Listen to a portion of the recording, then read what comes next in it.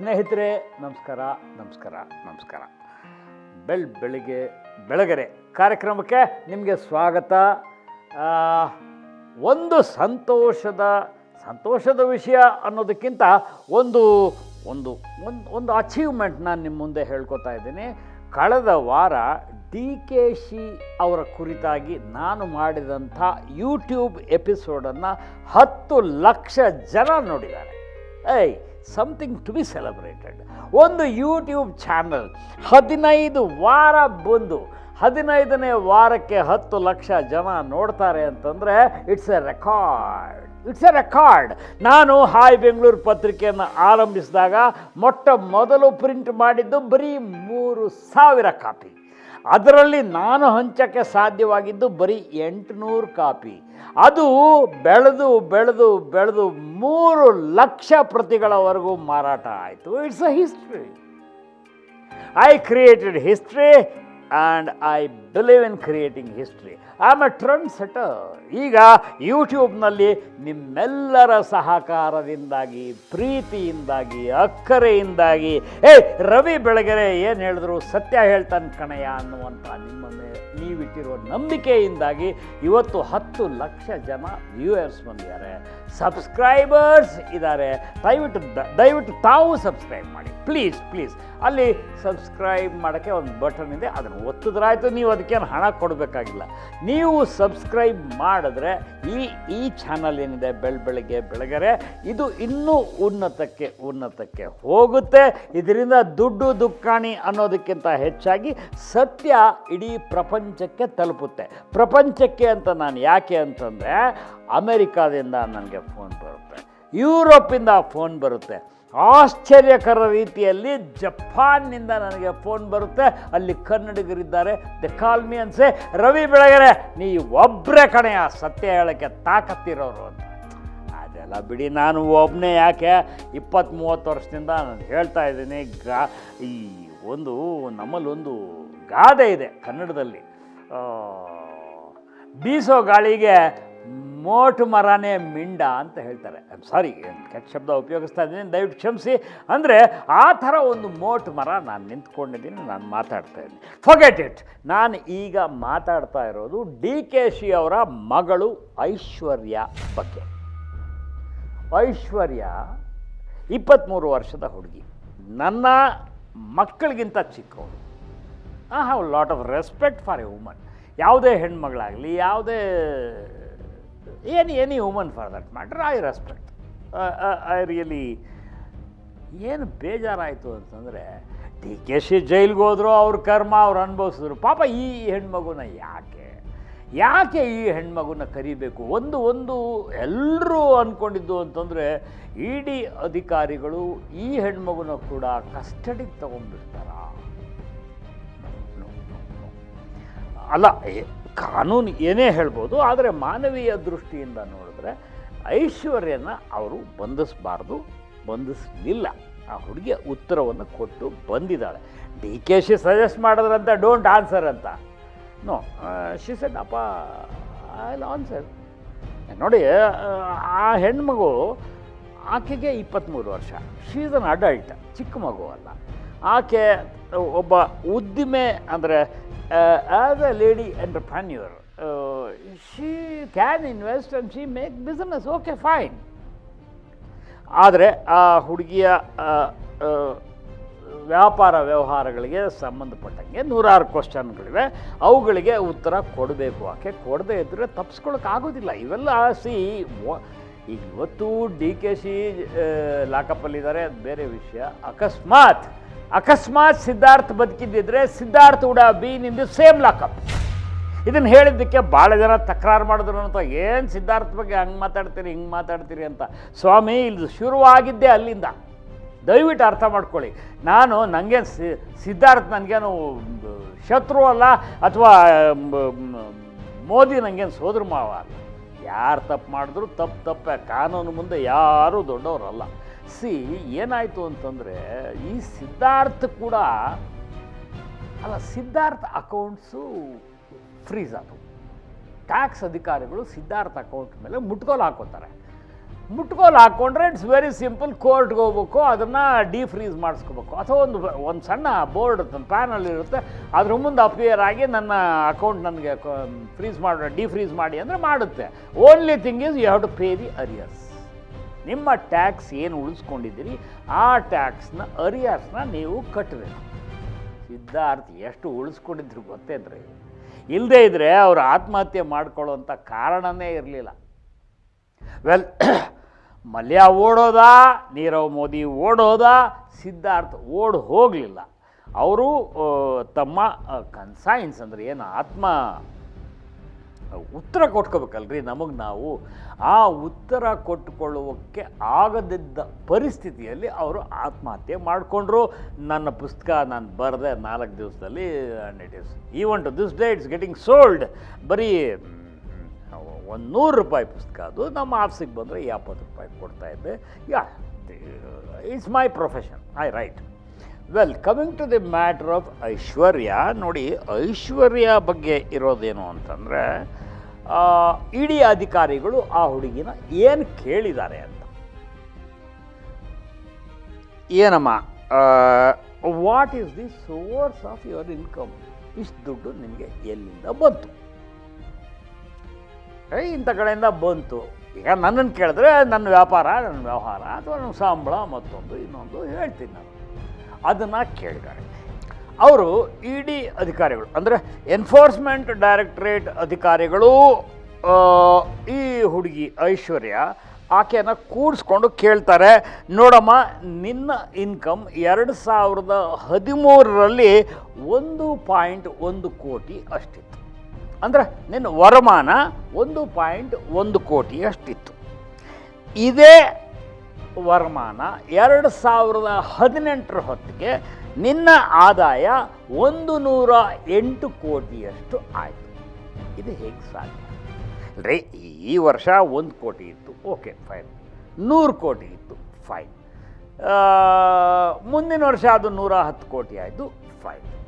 ಆದರೆ 1 ಕೋಟಿಯಿಂದ ಅಂದರೆ 2013ರಿಂದ 2018ರೊಳಗಾಗಿ, ಅಂದರೆ 5 ವರ್ಷದ ಒಳಗಾಗಿ 1 ಕೋಟಿಯಿಂದ 108 ಕೋಟಿ ಆಗುತ್ತೆ ಅಂತಂದರೆ ವಾಟ್ ಈಸ್ ದಿ ಆನ್ಸರ್?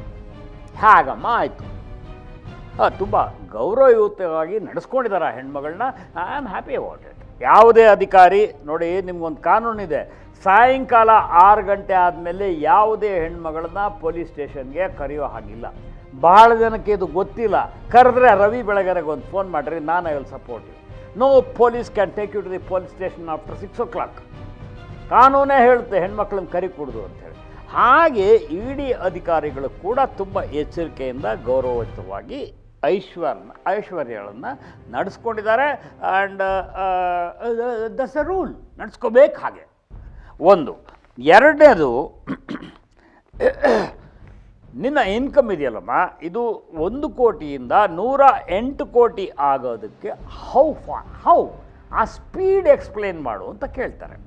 ಅಂದರೆ ಇವತ್ತು ನನ್ನ ಜೇಬಲ್ಲಿ 10 ರೂಪಾಯಿ ಇದೆ, ನಾಳೆ ನನ್ನ ಜೇಬಲ್ಲಿ 1000 ಕೋಟಿ ಇದೆ ಅಂತಂದರೆ ಆ ಸ್ಪೀಡ್ನ ಎಕ್ಸ್ಪ್ಲೇನ್ ಮಾಡಬೇಕಲ್ಲ, ಅದನ್ನು ಈ ಮಗು ಮಾಡಬೇಕಾಯಿತು. ಆಮೇಲೆ ನೀನು ನಿನ್ನ ದುಡ್ಡಿನ ವ್ಯವಹಾರಕ್ಕೆ ಸಂಬಂಧಪಟ್ಟ ಹಾಗೆ ಎಲ್ಲ ಡಾಕ್ಯುಮೆಂಟ್ಸ್ ಇದ್ದಿದೆಯಾ? ನೋಡಿ, ಆ ಹುಡುಗಿ ಒಂದು ಜವಾಬ್ದಾರಿಯುತ ಸ್ಥಾನದಲ್ಲಿದ್ದಾಳೆ, ಟ್ರಸ್ಟಿ ಆಗಿದ್ದಾಳೆ. She is a lady ಎಂಟರ್ಪ್ರೆನ್ಯೂರ್.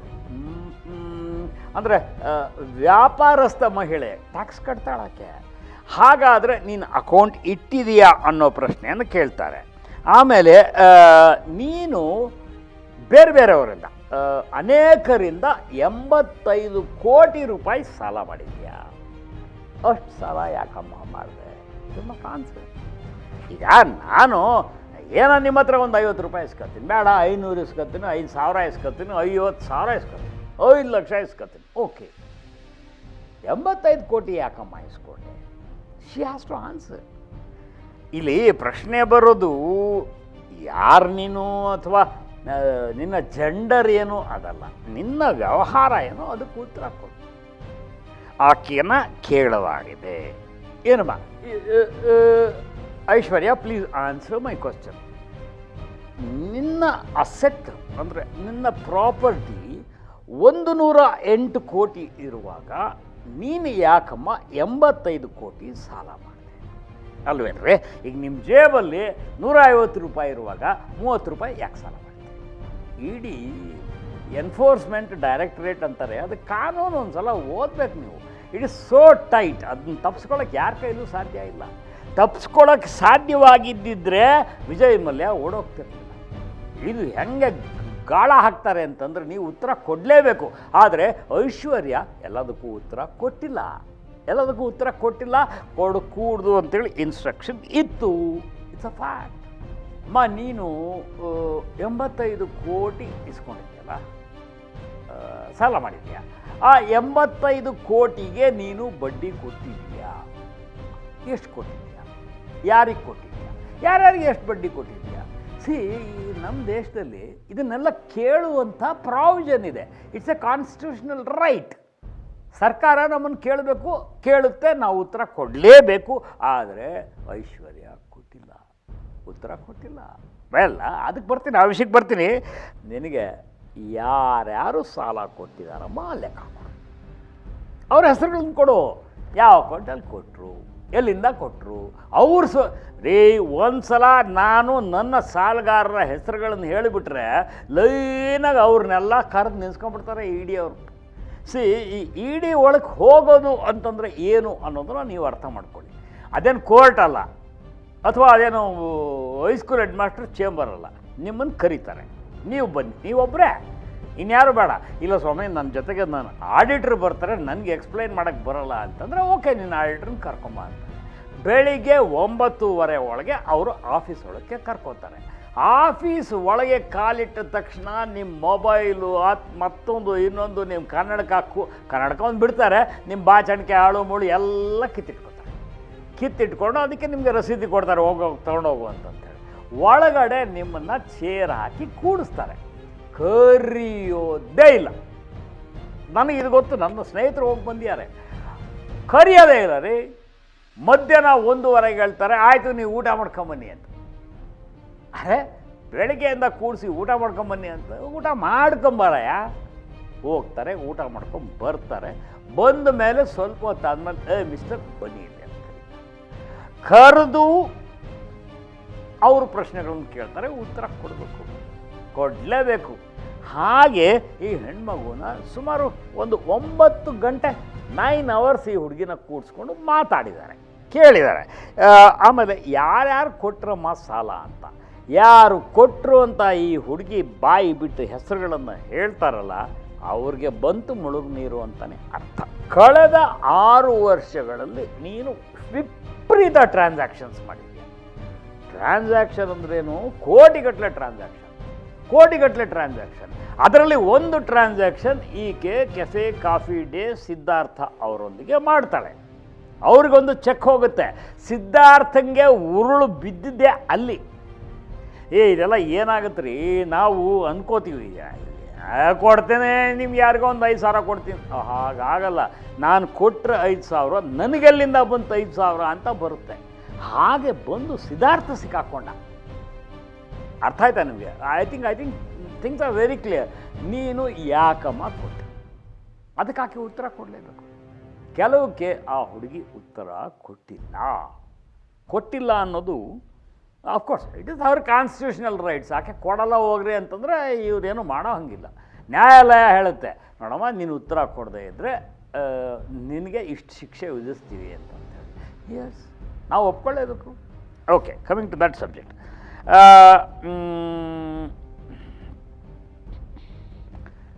ಈ ಮೋದಿಯವರು ಒಂದು ಕೆಲಸ ಮಾಡಿದ್ರು.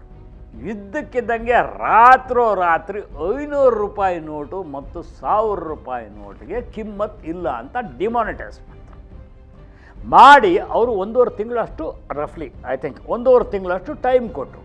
ನೀವು ನಿಮ್ಮಲ್ಲಿ ಇರುವಂಥ 5,000 ರೂಪಾಯಿ ನೋಟು ಅಥವಾ 1000 ರೂಪಾಯಿ ನೋಟನ್ನು ಬ್ಯಾಂಕಿಗೆ ಕಟ್ಟಿ ಟ್ಯಾಕ್ಸ್ ಕಟ್ಟಿ ಅದಕ್ಕೆ ಐ ಪರ್ಮಿಟ್ ಯು ಅಂತ ಹೇಳಿ. ನನ್ನ ಹತ್ರ ಇದ್ದಿದ್ದರೆ ನಾನು ಮಾಡ್ತಾಯಿದ್ದೆ. ನನ್ನ ಹತ್ರ 1,000 ರೂಪಾಯಿ ಕೂಡ ಇರಲಿಲ್ಲ. ವೆರಿ ಆನೆಸ್ಟ್ಲಿ ಹಾಗೆ ನೀನು ಡಿಮಾನಿಟೈಸೇಷನ್ ಆದಮೇಲೆ ತುಂಬ ವ್ಯವಹಾರಗಳನ್ನು ಮಾಡಿದೆಯಲ್ಲ, ಯಾಕೆ? ಅವಾಗಲೇ ಯಾಕೆ ಮಾಡಿದೆ? ಈ ಮೋದಿಯವರು ಮಾಡಿದ ಕೆಲಸ ಇದೆಯಲ್ಲ, ಡಿಮಾನಿಟೈಸೇಷನ್ ಇದೆಯಲ್ಲ, ಅದು ಇಡೀ ದೇಶದಲ್ಲಿ ಅಲ್ಲೋಲ ಕಲ್ಲೋಲ ಉಂಟು ಮಾಡಿಬಿಟ್ಟು ಬ್ಲ್ಯಾಕ್ ಮನಿ ಇಟ್ಕೊಂಡವ್ರು ಗಾಬರಿ ಆಗ್ಬಿಟ್ರು. ಕಾಮನ್ ಮ್ಯಾನಿಗೆ ಭಾಳ ತೊಂದರೆ ಆಯಿತು. ದಿನ ಬ್ಯಾಂಕಿಗೆ ಹೋಗಿ ಕ್ಯೂ ನಿಂತ್ಕೊಂಡು ದುಡ್ಡು ತರಬೇಕು, ಅದೆಲ್ಲ ರಗಳೆ. Okay, but it brought a big number of black money, big number of black money into the market. ಅದನ್ನು ಹೊರಗಡೆ ತೆಗೆಯೋಕ್ಕೆ ಮೋದಿ ಮಾಡಿದ ಉಪಾಯ ತುಂಬ ಯಶಸ್ವಿ ಆಯಿತು.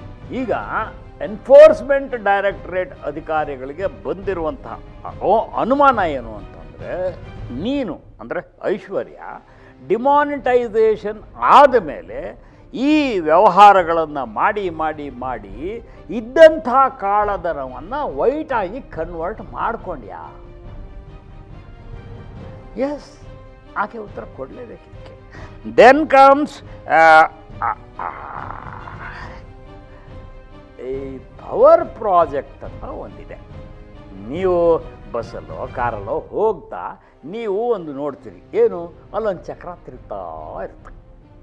ಒಂದು ಹೊಲದಲ್ಲೋ ಬೈಲಲ್ಲೋ ಎಲ್ಲೋ ಒಂದು ಕಡೆ ಒಂದು ಚಕ್ರ ತಿರುಗುತ್ತೆ, ಗಾಳಿಗೆ ತಿರುಗುವಂಥ ಯಂತ್ರ. ಅದು ಕರೆಂಟ್ನ ಜನ್ರೇಟ್ ಮಾಡುತ್ತೆ, ವಿದ್ಯುತ್ ಶಕ್ತಿಯನ್ನು ಉತ್ಪಾದನೆ ಮಾಡುತ್ತೆ. ನೀವು ಹೋಗಿ ಇಲ್ಲಿಂದ ಹೋದರೆ ನಿಮ್ಮ ಚಿತ್ರದುರ್ಗ, ದಾವಣಗೆರೆ, ಬಳ್ಳಾರಿ ಎಲ್ಲ ಕಡೆನೂ ಒಂದು ಚಕ್ರ ತಿರುಗ್ತಾ ಇರ್ತಾರೆ. ಈ ಚಕ್ರ ತಿರುಗೋದನ್ನು ಒಂದು ಸಲ ನೀವು ಸ್ಟಡಿ ಮಾಡಬೇಕ್ರಿ. ಚಕ್ರ ತಿರುಗುವುದರ ಮೂಲಕ ಎಷ್ಟು ವಿದ್ಯುತ್ತು ಉತ್ಪಾದನೆ ಆಗುತ್ತೆ? ರೀ, ನಾವು ಯಾರಾದರೂ ಕೇಳೋ ದಡ್ರಿದ್ರೆ ಇವರೆಲ್ಲ ಉತ್ತರ ಕೊಡ್ತಾರೆ. ನಿಮಗೆ ಗೊತ್ತೇನ್ರಿ ಯಾರ್ಯಾರ ಚಕ್ರ ಇದೆ ಕರ್ನಾಟಕದಲ್ಲಿ? ಯಾರ್ಯಾರ ಚಕ್ರ ಇದೆ ಗೊತ್ತಾ? ಅಮಿತಾಬ್ ಬಚ್ಚನ್ ಚಕ್ರ ಇದೆ, ಐಶ್ವರ್ಯ ರೈ ಚಕ್ರ ಇದೆ. ಆಯಮ್ಮಂಗೇನು ಚಕ್ರ ಬೇರೆ ಕಡೆ ತಿರುಗ್ಸಕ್ಕೆ ಆಗ್ತಿರ್ಲಿಲ್ವಾ? ಇಲ್ಲಿ ಆಗ್ತಂದು ಚಕ್ರ ತಿರುಗಿಸ್ತೀಯಾ? ಇದು ಎಲ್ಲವೂ ಕೂಡ ಕಾಳಧನವನ್ನು ಬೆಳ್ಳಗೆ ಮಾಡುವಂಥ ಒಂದು ಪ್ರೊಸೀಜರ್. ವಿದ್ಯುತ್ ಶಕ್ತಿ ಉತ್ಪಾದನೆಯನ್ನು ನಾನು ಮಾಡ್ತಾ ಇರೋದರಿಂದ ನನಗೆ ಟ್ಯಾಕ್ಸ್ ಎಕ್ಸೆಂಪ್ಷನ್ ಕೊಡಿ ಅಂತ ಕೇಳ್ತಾರೆ. ಆಹಾ, ಏನು ಜೋಗ ಜಲಪಾತ ಐಶ್ವರ್ಯ ರೈದು ಚಕ್ರ. 10 ಯೂನಿಟ್ ಬರಲ್ಲ ಅದರಲ್ಲಿ. ನೀವು ಕೂತ್ಕೊಂಡು ನೋಡಿ, ಅದನ್ನು ಸ್ಟಡಿ ಮಾಡಿ. ನಮ್ಮ ದೇಶದ ದೌರ್ಭಾಗ್ಯ ಅಂತಂದರೆ ಯಾರು ಇಂಥವುಗಳನ್ನು ಗಂಟು ಬಿದ್ದು ಸ್ಟಡಿ ಮಾಡಲ್ಲ, ಮಾಡಿದ್ರು ಹೇಳಲ್ಲ. ಏನ್ರಿ ಡಿ ಕೆ ಶಿ ಬಗ್ಗೆ ಹಂಗೆ ಮಾತಾಡ್ತೀರ? ಅಯ್ಯೋ, ಡಿ ಕೆ ಶಿ ಬಗ್ಗೆನೂ ಮಾತಾಡ್ತೀನಿ, ಅವನ ಕೇಶದ ಬಗ್ಗೆನೂ ಮಾತಾಡ್ತೀನಿ. ನಾನು ಇರೋದೇ ಅದಕ್ಕೆ. ಈ ಗಾಳಿ ಚಕ್ರ ಇದೆಯಲ್ಲ, ಇದು ಅನದರ್ ಬಿಗ್ ಹೋಕ್ಸ್. ನೀವು ಇನ್ನೂ ಅಂತ ತಿಳ್ಕೊಳ್ಳಿ, ಈಗ ಬಂದಿರೋ ಹೊಸದೇನಲ್ಲ, ಈಗಾಗಲೇ ಬಂದು ಸುಮಾರು ವರ್ಷ ಆಗಿದೆ. ಏನಂತಂದ್ರೆ ಆರ್ಗ್ಯಾನಿಕ್ ಫಾರ್ಮಿಂಗ್. ಸಿರಿಧಾನ್ಯಗಳನ್ನು ತಿನ್ನಿ ರೇ. ನಮ್ಮ ಹೊಟ್ಟೆಗೆ ರಾಗಿ ಮುದ್ದೆ ತಿಂದು, ನವಣೆ ತಿಂದು, ಬಾರ್ಲಿ ತಿಂದು ಆರೋಗ್ಯವಾಗಿದ್ದೀವ. ನೀನು ಎಲ್ಲಿಂದ ಆರ್ಗ್ಯಾನಿಕ್ ಫಾರ್ಮಿಂಗ್ ಮಾಡ್ತೀಯ ಬೆಂಗಳೂರಲ್ಲಿ? ನಿನಗೆ ನೀರೆಲ್ಲಿಂದ ಬರುತ್ತೆ? ನೀನು ತಂದು ಕುಡಿಸೋದು ಅದೇ ದೊಡ್ಡ ಮೋರಿ ನೀರೇನೆ. ಅದು ಎಷ್ಟು ಸುಳ್ಳು ಹೇಳ್ತಾರೆ, ಎಷ್ಟು ಅನ್ಯಾಯ ಮಾಡ್ತಾರೆ. ಇವುಗಳನ್ನೆಲ್ಲ ನಾವು ಪ್ರಶ್ನಿಸ್ಬೇಕು. ನಾನು ಬರ್ತೀನಿ. ಆರ್ಗ್ಯಾನಿಕ್ ಫಾರ್ಮಿಂಗ್ ಅನ್ನುವಂಥ ಒಂದು ದೊಡ್ಡ ವಂಚನೆಯ ಬಗ್ಗೆ ನಾನು ಮಾತಾಡ್ತೀನಿ. ಎಸ್, ನಾನು ಇರೋದೇ ಅದಕ್ಕೆ. ನಾನು ಮಾತಾಡ್ತೀನಿ, ನೀವು ದಯವಿಟ್ಟು ಕೇಳಿಸ್ಕೊಳ್ಳಿ. ಈ ಹುಡುಗಿನ ಕೇಳೋದೇನು ಅಂತಂತಂದರೆ, ವಿದ್ಯುತ್ ಶಕ್ತಿ ಉತ್ಪಾದನೆ ಮಾಡಿ ನಾನು ಇಷ್ಟು 1000 ಕೋಟಿ ಗಳಿಸ್ತೀನಿ ಅಂತ ಹೇಳ್ತೀರಲ್ವ, ಅಂದರೆ ಒಂದು ಟ್ಯಾಕ್ಸ್ ಎಕ್ಸಂಪ್ಷನ್ ಸಿಗುತ್ತೆ ಅದರಿಂದ. ಅದರಿಂದನೂ ಈ ಹುಡುಗಿಯ ಹೆಸರಲ್ಲಿ ಲಾಭ ಮಾಡಿಕೊಳ್ಳಲಾಗಿದೆ. That's the major question that the enforcement directorate ಅಧಿಕಾರಿಗಳು ಆಕೆನ ಕೇಳಿರುವ ಅತಿ ಮುಖ್ಯ ಪ್ರಶ್ನೆಗಳಲ್ಲಿ ಇದು ಕೂಡ ಒಂದು. ಈ ಮನಿ ಲಾಂಡ್ರಿಂಗ್ ಅಂತ ಒಂದು ಶಬ್ದ, ಮನಿ ಲಾಂಡ್ರಿಂಗ್ ಆ್ಯಕ್ಟ್ ಅಂತ ಒಂದಿದೆ. ಡಿ ಕೆ ಶಿ ಅವರು ಒಂದು ಸಲ ತಮ್ಮ ಕುಟುಂಬದ ಸಮೇತ ಸಿಂಗಪೂರ್ಗೆ ಹೋಗ್ತಾರೆ. ಸಿಂಗಪೂರ್ನಲ್ಲಿ ಅವರು ಶೆಲ್ ಕಂಪನಿಯಲ್ಲಿ ದುಡ್ಡು ಹಾಕಿದಾರಾ ಅನ್ನೋದು ಒಂದು ಪ್ರಶ್ನೆ. ಹಾಕಿದರೆ ಆ ದುಡ್ಡನ್ನು ಈ ಹುಡುಗಿಯ ಹೆಸರಲ್ಲಿ ಹಾಕಿದ್ದಾರೆ.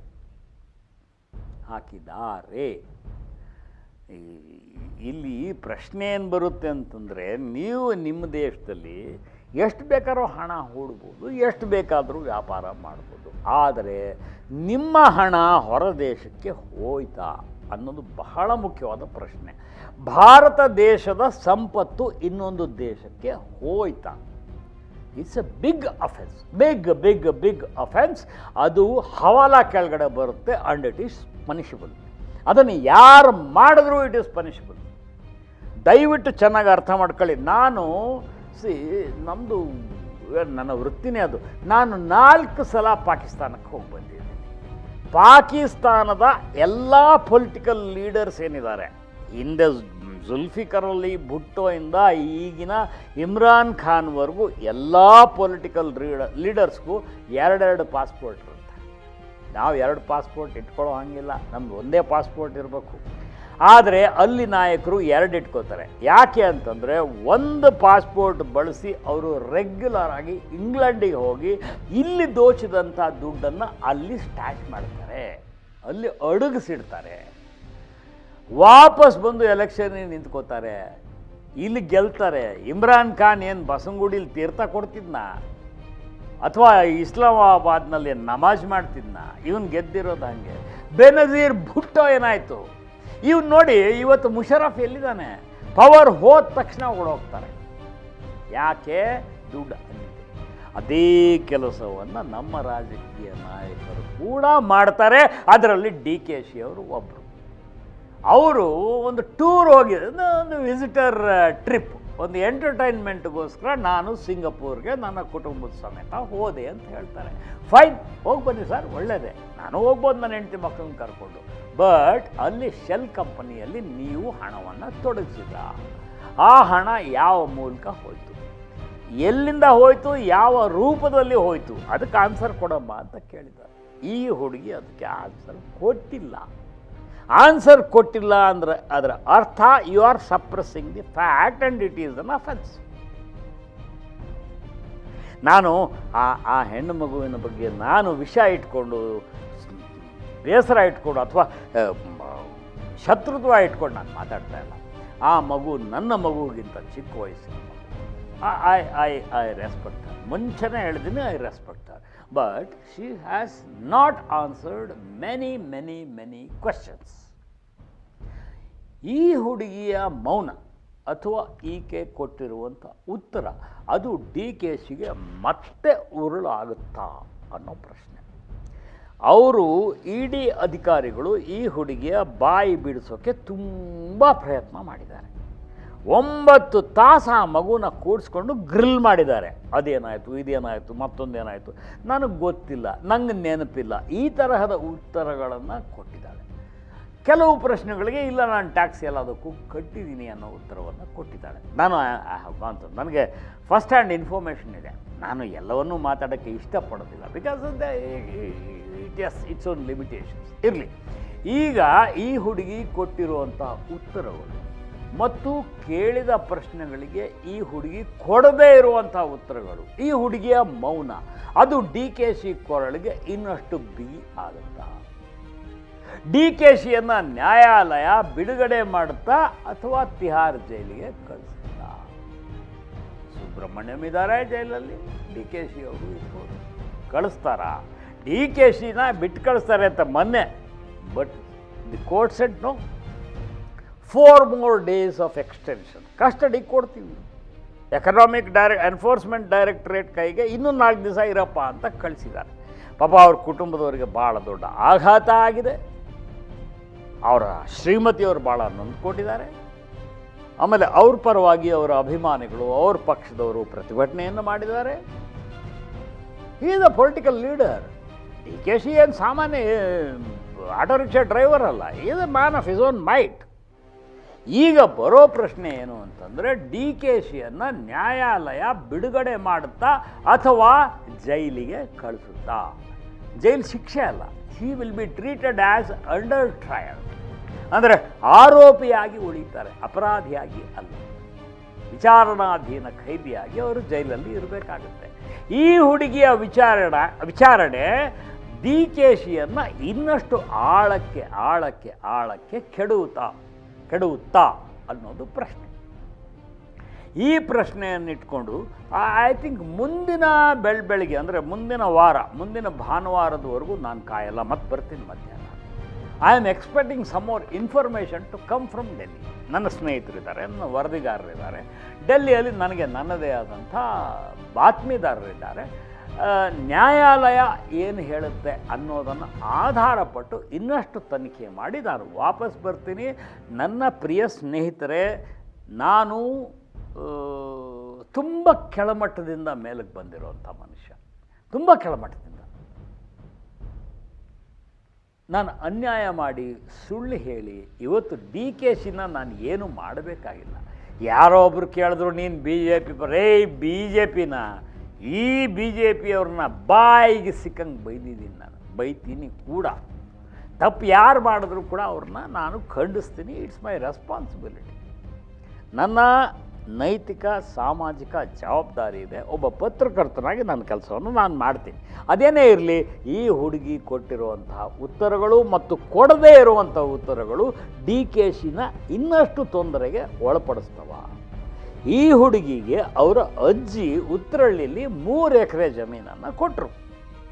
ಕೊಡ್ಬೋದು, ನನ್ನ ಹೆಂಡತಿ ತನ್ನ ಮೊಮ್ಮಗಳಿಗೆ ಕೊಡೋದ್ರಲ್ಲಿ ಏನು ತಪ್ಪಿದೆ? ಹಾಗೆ ಕೊಟ್ಟಿದ್ದಾರೆ. ಆದರೆ ಅಜ್ಜಿಗೆ ಎಲ್ಲಿಂದ ದುಡ್ಡು ಬಂತು? ಯಾವಾಗಲೂ ಕೊಟ್ಟಂತಹ 3 ಎಕರೆ ಅಂತ ಇಟ್ಕೊಂಡ್ರೂ ಕೂಡ ಅದರ ಇವತ್ತಿನ ಕಿಮ್ಮತ್ತು ಏನು? ಇಷ್ಟಕ್ಕೂ ಐಶ್ವರ್ಯ ಎಷ್ಟು 1000 ಕೋಟಿಗಳಿಗೆ ಬಾಳ್ತಾರೆ ಅಥವಾ ಎಷ್ಟು 100 ಕೋಟಿಗಳಿಗೆ ಬಾಳ್ತಾರೆ. What is our property? ಅದು ಎಲ್ಲದಕ್ಕೂ ಟ್ಯಾಕ್ಸ್ ಕೊಟ್ಟಿದ್ದಾರೆ. Please wait. ನಾನು ಎಲ್ಲದಕ್ಕೂ ಉತ್ತರ ಕೊಡ್ತೀನಿ. I have information about everything. Wait ಮಾಡಿ ಮುಂದಿನ ಬೆಳಗೆರೆ ಎಪಿಸೋಡ್ಗೆ. ದಯವಿಟ್ಟು ಸಬ್ಸ್ಕ್ರೈಬ್ ಮಾಡಿ. Please be with me. ನಾನು ನಿಮ್ಮನ್ನು ರಿಕ್ವೆಸ್ಟ್ ಮಾಡೋದಿಷ್ಟೇ, ಒಂದು ಸಲ ನೀವು ಸಬ್ಸ್ಕ್ರೈಬ್ ಮಾಡಿದ್ರೆ ನಿಮಗೇನು ನಷ್ಟ ಆಗಲ್ಲ. ನಾನು ಯಾವಾಗ ಮಾತಾಡ್ತೀನಿ ಆವಾಗ ನಿಮಗೆ ಇಂಟಿಮೇಷನ್ ಬರ್ತಾ ಇರುತ್ತೆ. ಯು ಕ್ಯಾನ್ ವಾಚ್ ಮೀ ಅಷ್ಟೇ. Just subscribe and be my friends. ನಾನು ಹೇಳೋದು, ನನ್ನಂಥವ್ರನ್ನ ನೀವು ಬೆಂಬಲಿಸಬೇಕು. ನಿಮ್ಮ ಪ್ರೀತಿಯ ಆಧಾರದ ಮೇಲೆ, ನಿಮ್ಮ ವಿಶ್ವಾಸದ ಆಧಾರದ ಮೇಲೆ, ನಿಮ್ಮ ನಂಬಿಕೆಯ ಆಧಾರದ ಮೇಲೆ ಇವತ್ತು ನಾನು ಸತ್ಯವನ್ನು ಹೇಳ್ತೇನೆ. ನೀವೇ ಇಲ್ಲದಿದ್ದರೆ ನಾನು ಯಾರಿದ್ದಾರೆ? Please subscribe and please be with me. ನಿಮಗೆ ಕೈ ಜೋಡಿಸಿ ನಮಸ್ಕಾರ ಮಾಡ್ತೀನಿ. ನನ್ನನ್ನು ಬೆಂಬಲಿಸಿ. ನಾನು ಯಾವ ಎಲೆಕ್ಷನ್ನು ನಿಂತ್ಕೊಳ್ಳಲ್ಲ, ನನಗೇನು ಬೇಕಾಗಿಲ್ಲ. Just subscribe. ಒಂದು ಮಾತು ಹೇಳಿ, ರವಿ ಬೆಳಗೆರೆ ನಾನು ಇದೀನಿ ಕಣೆ, ಮಾಡ್ಕೊಂಡು ಹೋಗುವಂತ ನಾನು ಮಾಡ್ಕೊಂಡು. Thank you.